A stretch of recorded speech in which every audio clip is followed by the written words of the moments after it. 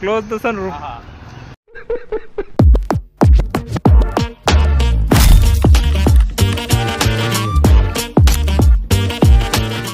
तर जय श्रीराम मित्रांनो, आज आहे 30 डेज चॅलेंजचा डे 7.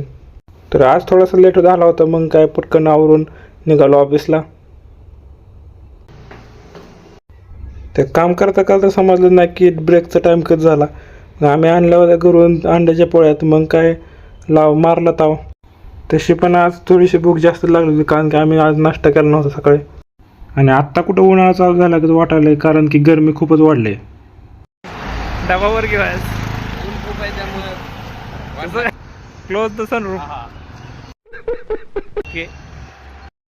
आज थोडं गरम जास्त होत होतं, मग काय म्हणलं आज काय चहा प्यायला नको, आज पिऊया आंब्याचा रस.